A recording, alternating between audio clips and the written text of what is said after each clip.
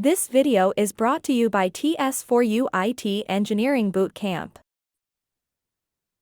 Next question is, of course, you are technically very well. Typically, if you go with the full-time direct hire, the interview is not 1 or 2 rounds. Interview can be the 5 to 7 round. So what do you do then, actually? Is it 7 round all the technical? What happened exactly? Where is the behavioral round sit? Is it important? You pass the technical round, but you are very laid back on the behavior. What happened then? Thank you. This is another good question, and I feel like this is something no one really knows about until they're in the process themselves. And after a few maybe flop interview processes, you start to get this understanding. That's how I did. It took me a few tries to start understanding how interviews are like. I've had some bad interviews, I've had some good interviews.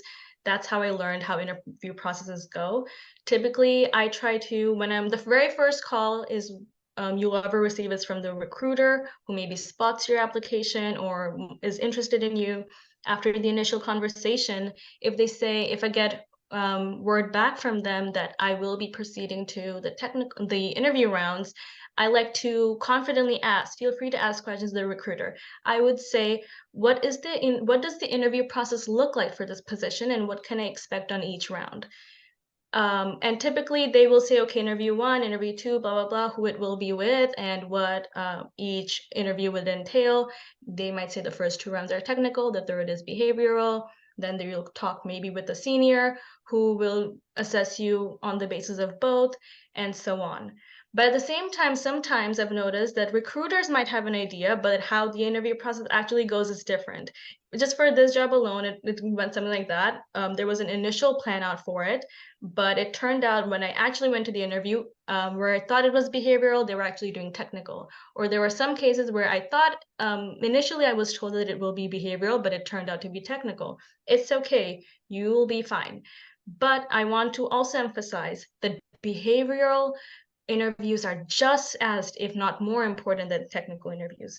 If you are technically sound and capable, that's great. But if they see that you're someone who is not driven, who does not have the right attitude, who is not someone who's pleasant to be around and communicate with and work with, then there's no point in employing you, even if you're technically the best. So behavioral interviews are very important, but don't get nervous. You will understand.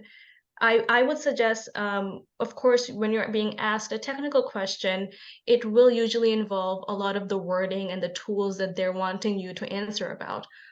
If you're being asked about behavioral questions, it will typically be situational or something personal, or how just you are and what you believe in. Like, it could be philosophical. Sometimes it is a mix of both, but it is important to decode and respond effectively to those behavioral questions, because they really matter, they really stand out, and they are what assesses your character. So that is when you can truly leave that impression, because technically the wording, the jargon is all the same for everyone, but during your behavioral interviews is when you get to tell them who you are and why you stand out and what makes you different from others. Someone can ask me about CICD and 100 of people will say the same way how CICD works, but in a behavioral question is when you can really tell who is different from each other. So I feel like that emphasizes just how important behavioral questions are.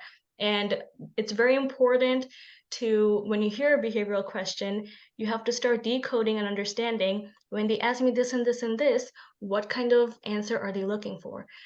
One person, for example, asked me, he brought it up conversationally. He said, oh, isn't it annoying when your Slack notifications go off so much? All these alerts, right? It can be really annoying, right? Do you find it annoying? That is a trap. They're trying to, don't, you are not going to be negative and say, oh yes, so annoying, I hate that I get notifications. No, that was him segueing into a behavioral question. He wanted to see how I view the responsibility of communicating, of getting alert. I said, I see what you mean, but I don't see it as something negative, because I understand that communication is just such an important part of this process and this role. if anything, I look at it as a good thing. I'm glad that people are communicating with me and we're maintaining clear communication to make our day-to-day work easier, to reach our goals easier. Sometimes I'm the one who's sending all those alerts to all the people because I like to maintain clear communication. That is how you also trick them with the answer in return. So that is always remember that your behavioral questions are just as important, if not more important, than your technical questions. And when they're asking you certain things, don't just emptily agree. Don't just say yes or no. That is your chance to shine. And there again, all the behavioral practice questions on here are very important because all of them have all those keywords focusing on communication, collaboration, personality. If you have an understanding of that, you will easily be able to decode or detect what these employers are asking you. So all the best, but yes, also prioritize your behavioral questions. Make sure you're practicing and you're easy with yourself and your own personality. Thank you.